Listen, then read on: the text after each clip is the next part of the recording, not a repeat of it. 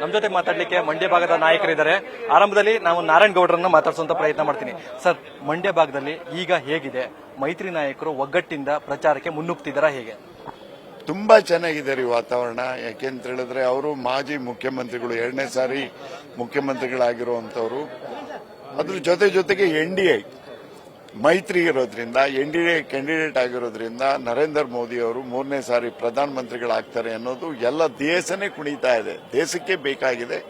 ಅದಕ್ಕಾಗಿ ನಾವು ಅತಿ ಹೆಚ್ಚು ಬಹುಮತದಿಂದ ಕುಮಾರಸ್ವಾಮಿ ಅವ್ರನ್ನ ಗೆಲ್ಲಿಸ್ತೀವಿ ಅಂತ ಹೇಳಿಕ್ ಬಯಸ್ತಾ ಇದ್ದೀನಿ. ಸರ್, ಆರಂಭದಲ್ಲಿ ಬಿಜೆಪಿಯವರ ಸಪೋರ್ಟ್ ಕುಮಾರಸ್ವಾಮಿ ಸಿಗುತ್ತೆ ಅಂತ ಸಿಕ್ತು. ಈಗ ಕಣದಿಂದ ಹಿಂದೆ ಸರಿದಂತಹ ಸುಮಲತಾ ಅವರ ಬೆಂಬಲ ಯಾವಾಗ, ಅಂದ್ರೆ ಪ್ರಚಾರಕ್ಕೆ ಎಂಟ್ರಿ ಆಗೋದು ಯಾವಾಗ ಅಂತ ಆಗ್ತಾರೆ? ಯಾಕೆಂದ್ರೆ ಅವರ ದತ್ತು ಪುತ್ರರು ಇಲ್ಲಿದ್ದಾರೆ.